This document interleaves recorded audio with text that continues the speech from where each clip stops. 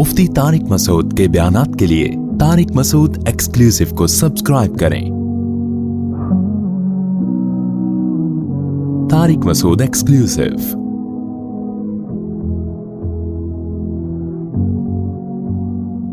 वयौम यहशुरुहुम कअल्लम यल्बसू इल्ला साअतम मिनन नहार। आज दुनिया में ये क़यामत के वक़ू का इनकार कर रहे हैं। दुनिया में ये कह रहे हैं कि नहीं, क़यामत नहीं आएगी। मोहम्मद सल्लल्लाहु अलैहि वसल्लम जो कहते हैं कि दोबारा ज़िंदा होना है, तो ना हम मर गए, मिट्टी होके ख़त्म। तभी तो शिरक कर रहे हैं ये लोग। अल्लाह के सामने जवाब का एहसास होता तो सोचते कि हम सही कर रहे हैं कि गलत कर रहे हैं। लेकिन अल्लाह कहते हैं कि जिस दुनिया के पीछे ये आखिरत का इनकार कर रहे हैं, क्योंकि आखिरत मानेंगे तो दुनिया की लज्जतें छोड़नी पड़ेंगी, सही अकीदा इख्तियार करना पड़ेगा। तो जिस दुनिया के पीछे ये आखिरत का इनकार कर रहे हैं, वो दुनिया आखिरत के मुकाबले में बहुत थोड़ी है। उस हालत को अल्लाह ने यहाँ बयान किया। वो क्या है? वयौम यहशुरुहुम, जिस दिन अल्लाह इनको क़यामत के दिन जमा करेगा, कअल्लम यल्बसू, ऐसे हो जाएंगे गोया कि ये दुनिया में रहे ही नहीं, इल्ला साअतम मिनन नहार, मगर ये कि दिन के थोड़े से हिस्से में। यानी इनको ऐसा लगेगा कि अल्लाह ने हमें ज़िंदगी 24 घंटे की भी नहीं दी। ये मज़मून भी कुरान में कई जगह बयान हुआ है कि आपस में एक दूसरे से पूछ रहे होंगे, इल लबिस्थुम इल्ला कलीला, भाई बताओ हम दुनिया में कितने दिन रहे थे? कोई कहेगा एक दिन रहे, कोई कहेगा आधे दिन रहे। यानी आखिरत का इतना तवील दिन होगा ना, इतनी तवील ज़िंदगी होगी आखिरत की, उसके मुकाबले में ये दुनिया की ज़िंदगी 24 घंटे से भी कम लग रही होगी। तो इस पे इनको हसरत होगी कि इतनी छोटी सी हयात के लिए, इतनी छोटी सी हयात और ज़िंदगी को बनाने के लिए हमने इतनी बड़ी आखिरत का कैसे सौदा कर लिया। तो कुरान इसको कहता है वयौम यहशुरुहुम, जिस दिन अल्लाह इनको जमा करेगा, कअल्लम यल्बसू, ऐसे हो जाएंगे गोया रहे ही नहीं दुनिया में, मगर एक छोटी सी घड़ी दिन के वक्त की, यतआरफून बैनहुम, और एक दूसरे को पहचान भी रहे होंगे, इसी वजह से एक दूसरे से सवालात भी करेंगे। कुरान में दूसरे मकाम पर आता है, एक दूसरे से पूछेंगे, यार तुम बताओ हम दुनिया में कितने रहे। क्योंकि जब एक दूसरे से अपना गम शेयर करते हैं ना, तो हसरत और बढ़ती है। तो वो गम शेयर करेंगे एक दूसरे के साथ कि बताओ तुम कितना रहे। वो कहेगा हम भी थोड़े से रहे थे, हम भी थोड़े से, हम तो एक दूसरे को कहेंगे पहचान के ना, पहचानने के बाद एक दूसरे से कहेंगे कि यार हमने कितनी बड़ी हमाकत की है कि उस छोटी सी दुनिया के पीछे हमने इतनी बड़ी आखिरत को तबाह कर दिया। आगे कुरान कह रहा है क़द ख़सिरल्लज़ीन कज़्ज़बू बिलिक़ाइल्लाह, वाकई खसारे में चले गए वो लोग जिन्होंने अल्लाह की मुलाकात का इनकार किया। दुनिया में रहकर आखिरत का इनकार करके क्या खसारा किया? छोटी सी जिंदगी की खातिर उस आखिरत को बर्बाद कर दिया। वमा कानू मुहतदीन, और फिर ये हिदायत याफ्ता नहीं हुए। आखिरत को मान लेते तो फिर सीधे रास्ते पे चलने की तौफीक मिलती, क्योंकि आखिरत ही से के अकीदे से ही इंसान को मोटिवेशन मिलती है। आखिरत का इनकार कर लिया, फिर तो वो गुमराही के रास्ते खुले हुए हैं। वइम्मा नुरियन्नका बअज़ल्लज़ी नईदुहुम, अब जब भी क़यामत की बात आती थी, क़यामत से मुताल्लिक़ आयतें नाजिल होती, फ़ौरन मुशरिकीन कह लेते, भाई क़यामत में क्यों, अभी अज़ाब ले आओ ना, अभी अज़ाब ले आओ। फिर नबी सल्लल्लाहु अलैहि वसल्लम गमज़दा होते, तो अल्लाह ने उसका जवाब नाजिल किया कि अल्लाह चाहे तो जो आखिरत में अज़ाब आना है उसका कुछ हिस्सा दुनिया में भी ला सकता है, और चाहे तो नहीं भी ला सकता।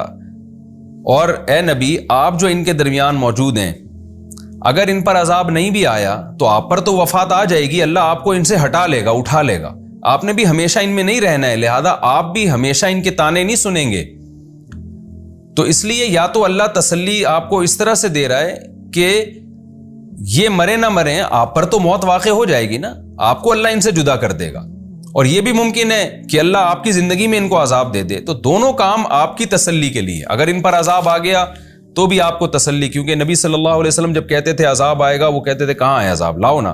तो जाहिर है फिर नबी सल्लल्लाहु अलैहि वसल्लम को वो झुटलाते थे, इससे आपको गम होता था कि अगर नहीं आता अजाब तो ये मुझे झुटला रहे हैं, अजाब यानी और मजाक कर रहे हैं ये लोग। तो अल्लाह ने कहा कि आप हमेशा इनमें नहीं रहेंगे, आपको भी अल्लाह उठा लेगा। और यानी अल्लाह चाहता तो इनको अजाब लाएगा, इससे भी आपका सच्चा होना साबित हो जाएगा।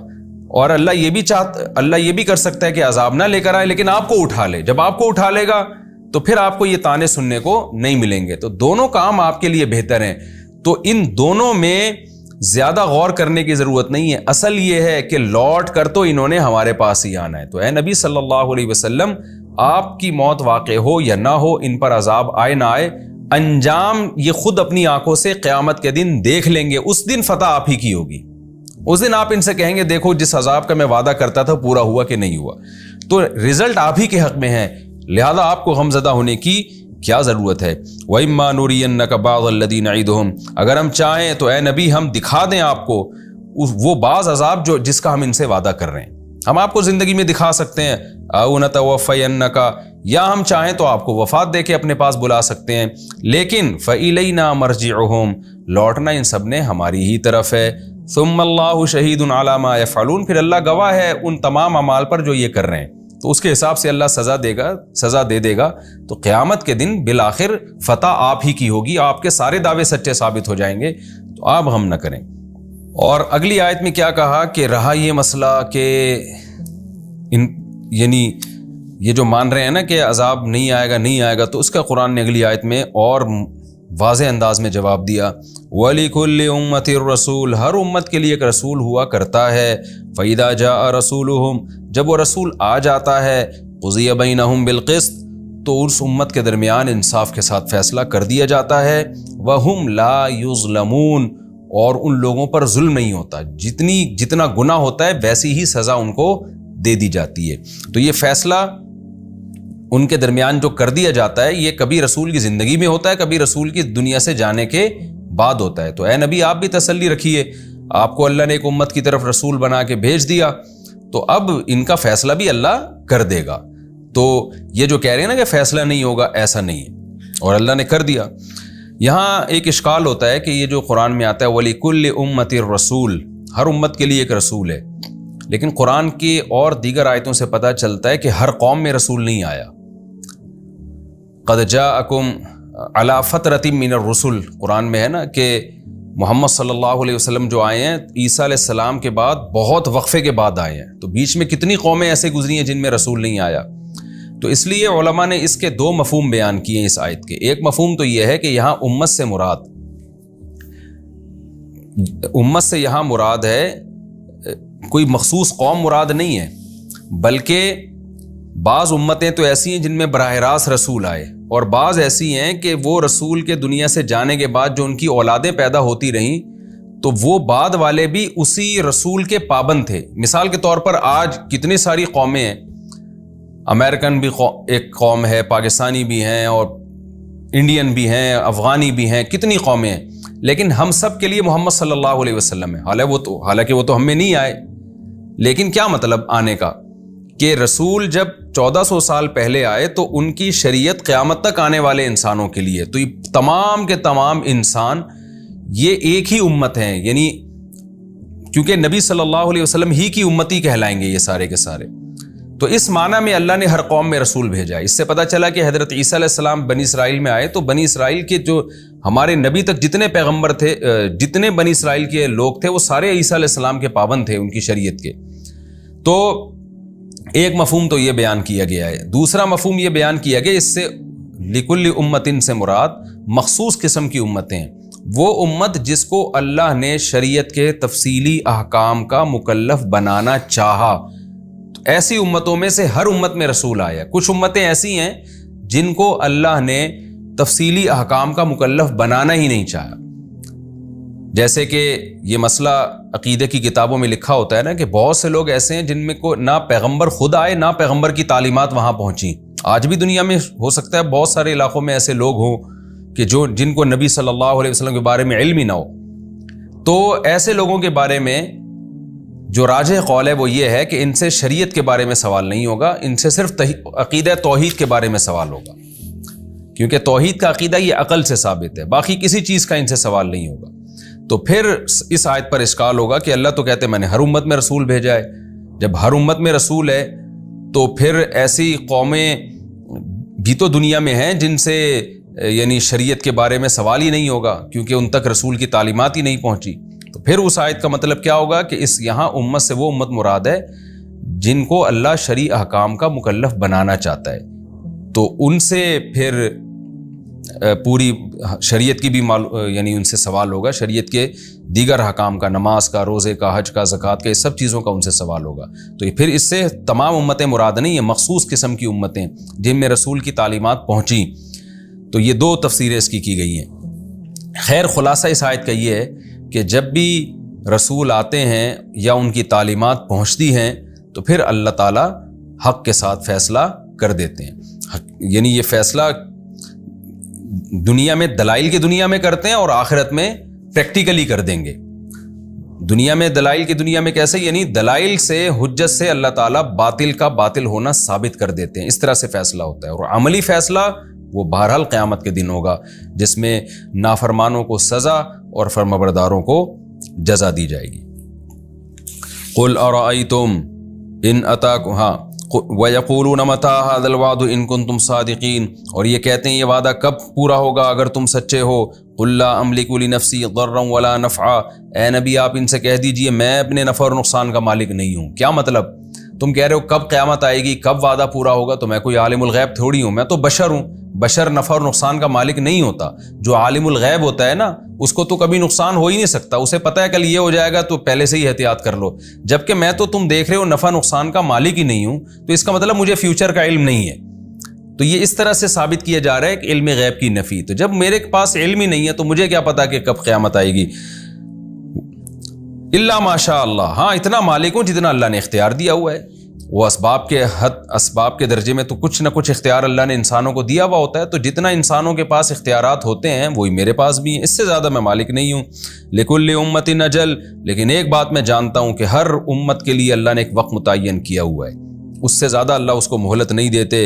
اذا جاء اجلہم، جب وہ وقت مقرر آ جاتا ہے، فلا یستأخرون ساعۃ ولا یستقدمون، تو پھر ایک سیکنڈ بھی وہ آگے پیچھے نہیں ہو سکتے۔ تو تمہارے ساتھ بھی ایسا ہوگا۔ قل ارأیتم ان اتاکم عذابہ بیاتا او نہارا، اے نبی آپ ان سے کہہ دیجئے تم جس عذاب کی جلدی کر رہے ہو، بار بار کہہ رہے ہو کب آئے گا کب آئے گا، تو یہ سوال ہی اس لیے پوچھتے تھے کہ جلدی کیوں نہیں آ رہا۔ تو اے نبی آپ ان کو بتائیے کہ بتاؤ تو صحیح، اگر اللہ کا واقعی میں عذاب دن میں یا رات میں کسی ٹائم پہ آ جائے تو ماذا یستعجل منہ المجرمون، تو بتاؤ مجرم لوگ کس چیز کی جلدی میں چاہ رہے ہیں؟ یعنی جب عذاب آئے گا تو پھر میں تم سے پوچھوں گا اس کی جلدی میں چاہ رہے تھے تم؟ تو اس بات کا بھی تو خطرہ ہے کہ ابھی آ جائے، ٹھیک ہے اصل وعدہ تو قیامت کا ہے، لیکن امکان تو ہے نا کہ اللہ پہلے ہی دے دے۔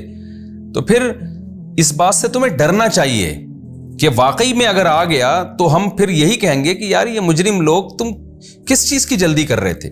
یہ ایسا ہی ہے نا کہ آپ کسی کو تنگ کرنے کے لیے کہہ رہے ہو کہ تو بھائی مجھے سزا کب دے گا، کسی بڑے آفیسر کو آپ پولیس والے کو کہہ رہے ہو بھائی تو مجھے کب ٹارچر کرے گا کب ٹارچر کرے گا، تو وہ کیا کہے گا بھائی جب میں کرنا شروع کر دوں گا تو خود سوچ کے پھر تو کیا سوچے گا کہ یار میں اس کی جلدی میں چاہ رہا تھا، میں اس کی جلدی طلب کر رہا تھا۔ تو یہ بھی ایک الگ انداز سے مشرکین کو سمجھایا جا رہا ہے، انسانوں کو سمجھایا جا رہا ہے کہ عذاب کے بارے میں یہ سوال مت کیا کرو کہ کب آئے گا، عذاب ایسی چیز ہے اس سے ڈرو اور بچنے کی کوشش کرو۔ بار بار یہ نہ پوچھو کہ کوئی مہمان نہیں ہے، کوئی گفٹ نہیں ہے جس کے بارے میں پوچھا جائے کہ جی وہ کب آ رہا ہے۔ جیسے کوئی آپ کا محبوب آنے والا ہو نا تو بار بار آپ گھڑی دیکھ رہے ہوتے ہیں کب آئے گا کب آئے گا۔ تو یہی انداز مشرکین کہتے ہیں کہ اگر آ گیا تو پھر خود سوچو یہ وہ چیز تھی جس کی تم جلدی میں چاہ رہے تھے، اس وقت یہ تم سوچو گے، تو اس لیے یہ مت کہو کہ کب آئے گا کب آئے گا، یہ سوال مت کیا کرو۔ ثم اذا ما وقع، کیا پھر اس وقت جب یہ واقع ہو جائے گا، آمنتم بھی، اس عذاب پر تم ایمان لے کر آؤ گے؟ یعنی تم تو یہ کہہ رہے ہو جلدی عذاب آئے نا تاکہ ہم اپنی آنکھوں سے دیکھ لیں، تو اللہ کہتے ہیں کیا جب آ جائے گا اور تم اپنی آنکھوں سے دیکھ لو گے تو کیا اس وقت ایمان لے کر آؤ گے؟ تو کیسی بے وقوفی والی باتیں کر رہے ہو، اگر دیکھ کے ایمان لے ہی آؤ گے تو اس ایمان کا کیا فائدہ ہوگا؟ تو اس وقت اللہ تم سے کیا کہے گا؟ آل آنا، یعنی یقال لہم، یہ محذوف ہے، ان سے کہا جائے گا آل آنا، ابھی مان لے کر آ رہے ہو، وقد کنتم بہ تستعجلون، اس سے پہلے تو تم عذاب کی جلدی مچایا کرتے تھے مذاق اڑانے کی نیت سے، تو پھر کوئی اس وقت ایمان معتبر نہیں ہوگا۔ تو ایمان جب ہی معتبر ہے جب عذاب آئے بغیر اس پر ایمان لے آؤ کہ آئے گا، پہلے یقین کر لو۔ ثم قیل للذین ظلموا، پھر ظالموں سے اس وقت تو کہا جائے گا ذوقوا عذاب الخلد، اب اس ہمیشگی کے عذاب کو چکھو، اور تمہیں اسی عمل کا بدلہ دیا جا رہا ہے جو تم کر رہے تھے، تو اس وقت مہلت نہیں ملے گی۔ اس لیے یہ سوال بار بار پوچھنا کہ کب آئے گا عذاب، کب آئے گا، اس کے بجائے اس سے پہلے تیاری کر لو اس عذاب سے بچنے کی۔ وَيَسْتَنبِئُونَكَ أَحَقٌّ هُوَ، اور پھر اے نبی پھر یہ مذاق اڑاتے ہوئے آپ سے پوچھتے ہیں کہ کیا واقعی یہ عذاب سچا ہے؟ بہت یعنی بدتمیز قسم کے لوگ تھے جو بار بار نبی کو ٹارچر کرتے تھے۔ اتنی آیتیں نازل ہونے کے بعد بھی کیا کہہ رہے ہیں؟ احق ہوں، کیا واقعی وہ عذاب سچا ہے؟ یہ جب کسی کا بہت مذاق اڑاتے ہیں نا آپ اور طنزیہ لہجہ اختیار کرتے ہیں، ضد اور ہٹ دھرمی والا راستہ اختیار کرتے ہیں، تو پھر یہ طرز ہوتا ہے۔ تو اتنا کچھ کہنے کے بعد پھر وہ مذاق میں کہتے تھے احق ہوں، کیا واقعی وہ سچا ہے؟ تو اے نبی آپ ان سے کہہ دیجئے ای و ربی، ہاں ہاں میرے رب کی قسم، انہ لحق، واقعی اس عذاب کا واقع ہونا سچا ہے، لیکن اب تم مذاق اڑا رہے ہو۔ وما انتم بمعجزین، جب آئے گا نا اس وقت تم اللہ کو ہرا نہیں سکتے۔ ابھی اڑا لو جتنا مذاق اڑانا ہے اور ایسے طنزیہ سوالات کرتے رہو بیٹھ کے، لیکن جب آئے گا اس وقت تم اللہ کو ہرا نہیں سکتے۔